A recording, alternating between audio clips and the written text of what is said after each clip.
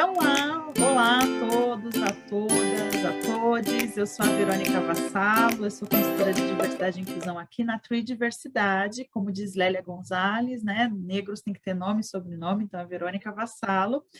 A gente está aqui no Julho das Pretas, né? Mulheres Negras no Ambiente de Trabalho. E hoje a gente tem uma convidada super especial, super querida, né? Hoje eu estou aqui com a Tamílis Alves, que atua na área de diversidade e inclusão da PwC. Né? Já quero começar agradecendo a Tamílis, assim, a sua presença, né? Para falar dessa data tão importante. Hoje a gente vai falar sobre o dia 25 de julho, né? Que é o Dia da Mulher Negra, Latino-Americana e Caribenha, né? Essa data é uma data de extrema importância para a gente pensar sobre mulheres negras, principalmente no mundo do trabalho, né? Eu vou fazer uma breve introdução de quem é a Tamílis, mas quero que ela conte, né? Ela é muito mais além do que tudo que eu vou falar aqui. Olha que ela é muita coisa, né? Tamílis é uma mulher, né, doutoranda, uma mulher baiana, doutoranda aí do programa de pós-graduação de Humanidades, Direitos e Outras Legitimidades, né?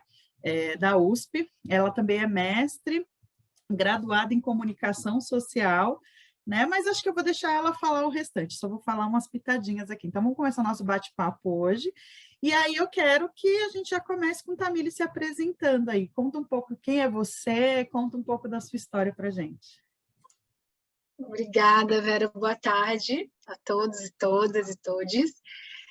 Como a Vera falou, eu sou baiana, vim do interior da Bahia, nasci em Ubatã, uma cidade pequena que fica próximo de Ilhéus, Itabuna. E eu acho que uma palavra assim, que me define desde meu nascimento em Ubatã é a palavra educação, né? Eu sou filha de pais que não tiveram acesso ao estudo e justamente por esse motivo, desde criança, eles sempre falaram para mim que a minha vida só ia ser transformada através da educação. E eu acredito que foi por isso que eu comecei a me dedicar muito ao estudo e acelerar, né, para conseguir chegar onde eu queria chegar, que era no doutorado na USP. E, assim, fico muito feliz, né, pelo fato dos meus pais terem insistido nisso. E, assim, né, a gente sabe que, geralmente, são raros, né, o caso das mulheres pretas que conseguem acessar a universidade. Eu sou a primeira da minha família a acessar. Claro que depois de mim, a minha irmã também conseguia, a minha sobrinha também. Eu fico muito feliz com isso, mas o ideal seria não ser a exceção, né? Então, assim, né, a gente querer ser a regra, né? Então, mas eu fico feliz que outras pessoas da minha família também estão tendo essa oportunidade, né? Muito bom, muito bom. É muito comum como as nossas histórias se conectam, né? Também na minha família, eu sou a primeira geração, né, a conseguir ingressar no ensino superior. Eu sou a primeira pessoa que é mestre também na minha família, né? Como as nossas histórias acabam se cruzando, porque o passado a gente bebe da mesma fonte, né? Mas que bom que a gente está abrindo caminhos aí para as novas gerações, muito bom.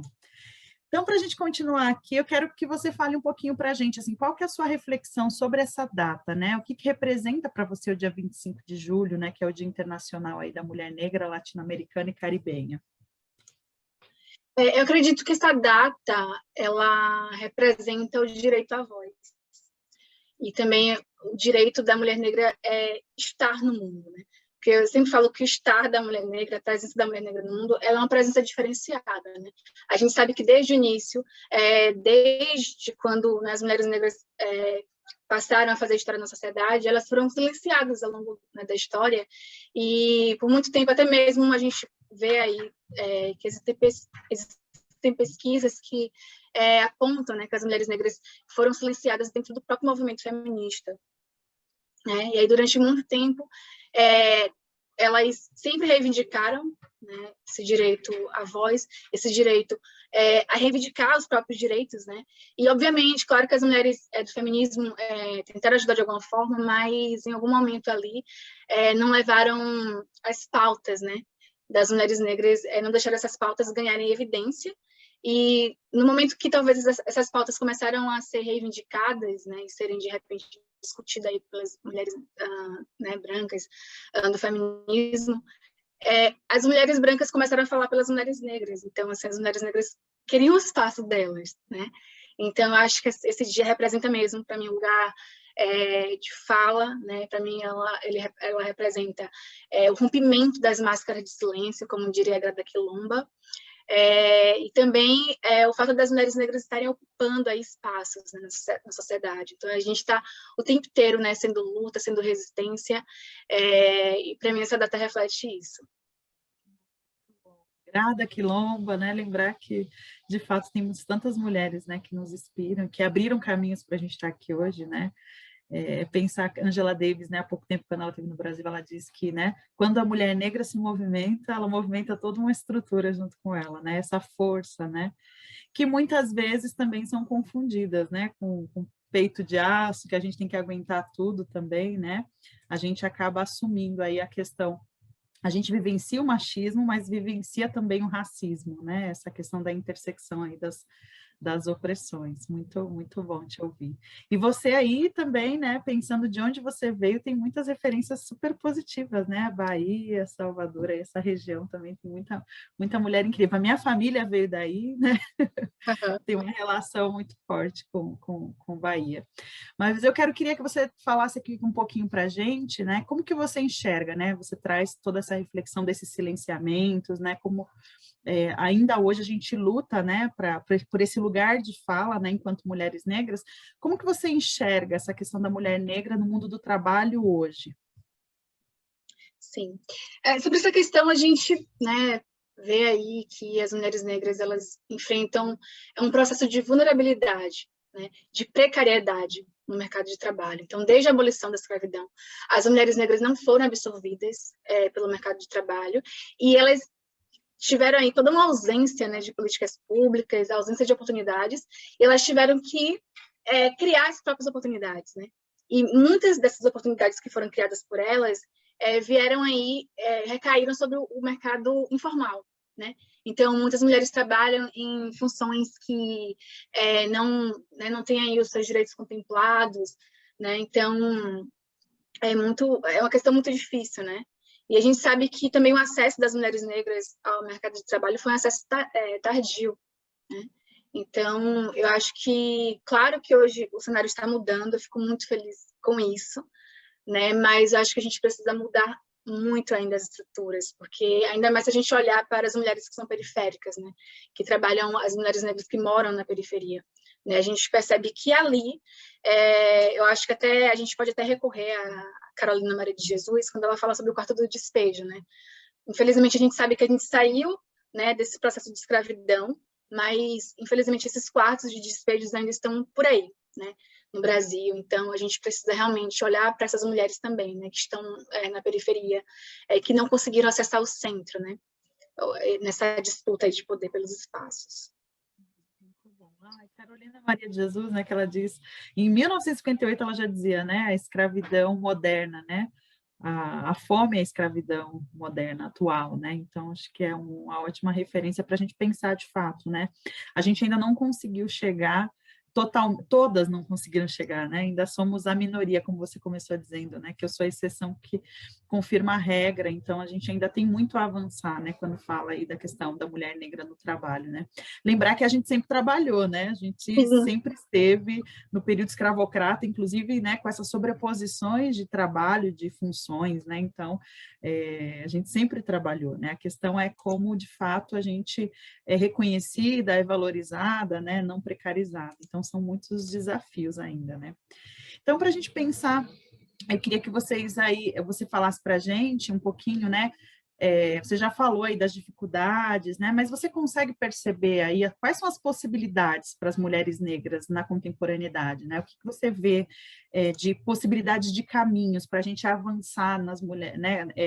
Na inclusão de mulheres negras no mundo do trabalho, pensando inclusive no trabalho, né? Como a centralidade do trabalho na sociedade capitalista hoje, né? A gente precisa trabalhar, a gente precisa viver, a gente precisa consumir, a gente precisa, de fato, né, ter acesso à sociedade, e a gente precisa de dinheiro, de capital para isso, né? Então, o trabalho, ele é uma centralidade. Então, eu queria dar várias questões aqui para a gente, né, sobre sobre os desafios, né, das mulheres negras no mundo do trabalho, né, e das dificuldades que a gente encontra, que muitas vezes são parecidas com as dificuldades de tempos atrás, né. Eu queria que você trouxesse suas reflexões, o seu olhar aí sobre quais são os desafios, né, os desafios acho que você já trouxe, mas quais são as possibilidades aí para as mulheres negras no mundo do trabalho atual, né, pensando daqui para o futuro, né, o que você acha que de caminho possível para a gente, de fato, avançar mais ainda do que a gente já avançou? Olha, eu acredito que a gente pode pensar por duas perspectivas, né? Eu ainda vou voltar ainda sobre essa questão dos desafios. Eu acho que os principais desafios que a gente precisa superar hoje em relação às mulheres negras é que elas tenham mais oportunidades, né? Que elas possam realmente ter direito a um trabalho digno e que elas recebam o justo por isso.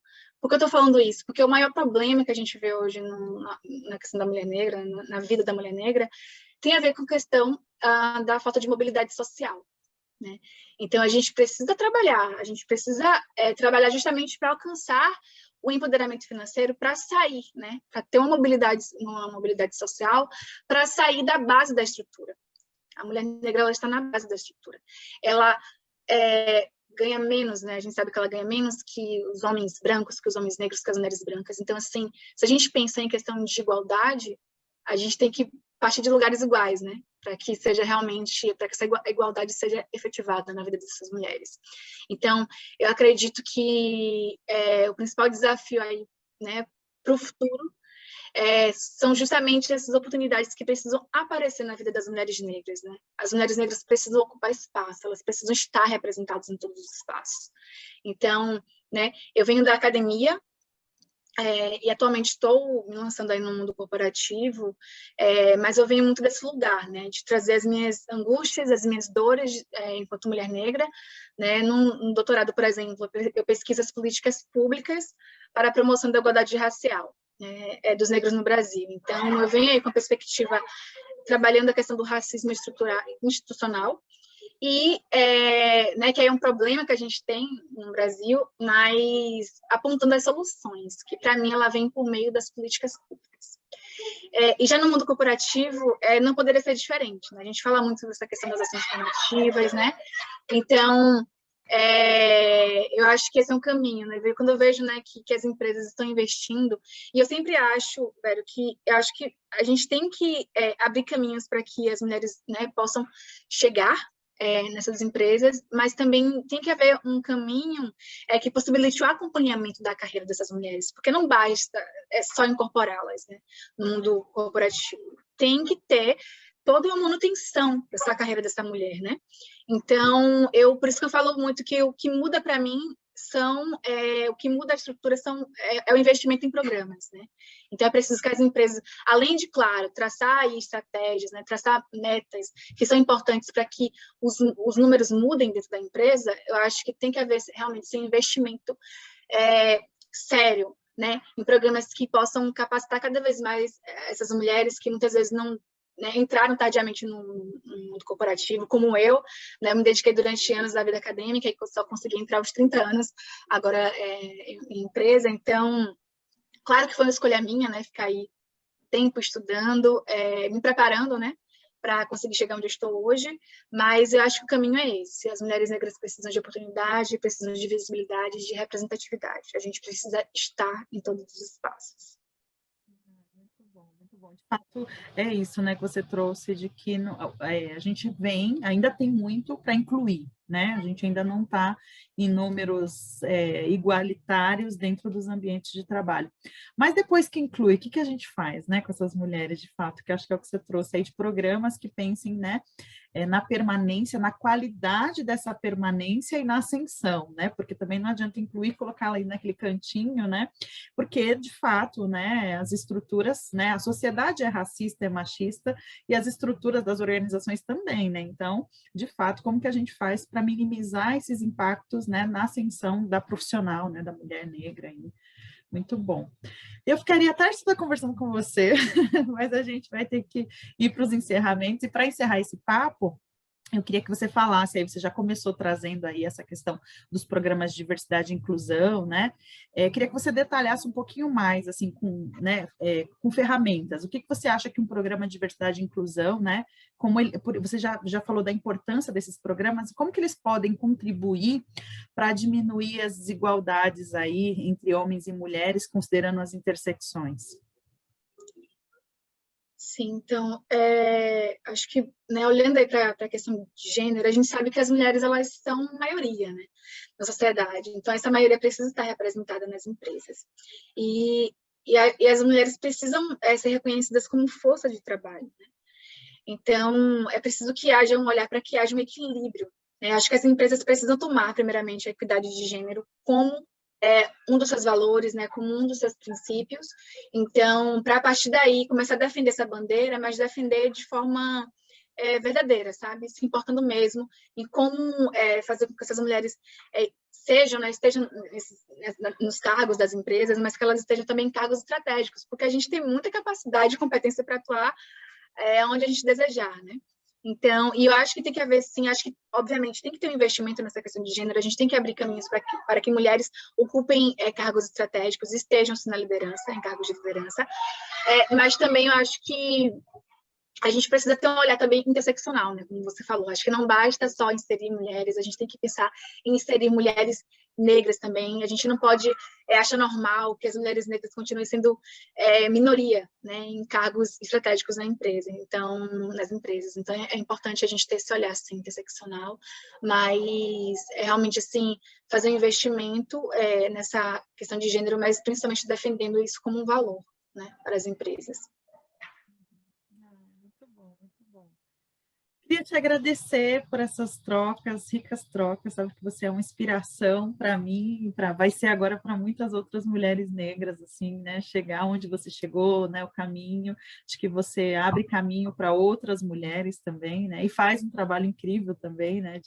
A gente entra, abre a porta e não fecha atrás, né? A gente quer trazer outras pessoas, mas queria muito te agradecer por esse bate-papo, por essa conversa, por essa contribuição, né? Lembrar que a gente tem muita coisa ainda para fazer, né? Então, agradecer a sua presença e aí a gente tem aí outras atividades que vão acontecer nesse mês aqui na Tree, né? Que é o nosso Julho das Pretas, né? Falando aí sobre vozes que foram historicamente silenciadas, tá bom? Obrigada, viu, Tamires? Um beijo para você. Eu gostaria muito de agradecer, né, o convite, de participar dessa entrevista da Tri, e eu gostaria assim, só de sinalizar até o meu lugar aqui hoje, né? Eu aceitei esse convite porque eu sempre falei que eu venho da área da produção cultural, antes de ser, né, de atuar na área acadêmica, eu fiz a graduação em produção cultural, então eu sempre achei que o trabalho do produtor é ficar nos bastidores, né? E então esse era o meu lugar, né, de falar, eu não gosto de aparecer muito, não gosto de falar, mas eu tenho percebido a importância do meu lugar de fala também, enquanto mulher preta, enquanto mulher que vem da academia, que está agora no mundo corporativo e que atua na área da diversidade. Então, eu preciso falar para que outras mulheres possam se sentir representadas por mim também.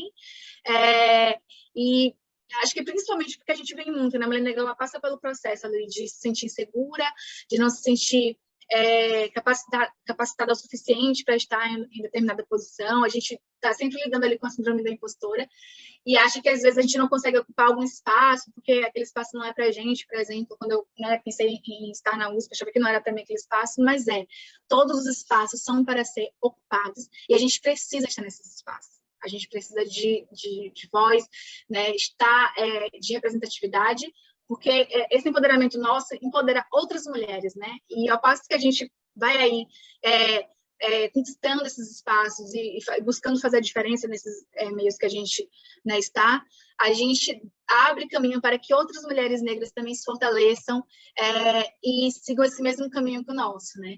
Então é isso, eu queria dizer para as mulheres, não se silenciem, não tenham medo de falar, não tenham medo de mostrar para o mundo os problemas que a gente passa, né, os problemas que a gente sente na nossa pele, né, só a gente sabe o que é, né, qual o custo, né, qual o peso que é ser mulher negra, mas e também a gente reconhece a força que a gente tem, né? Então, nós somos forças, somos potentes e estamos aí realmente para conquistar todos os espaços que nos foram negados.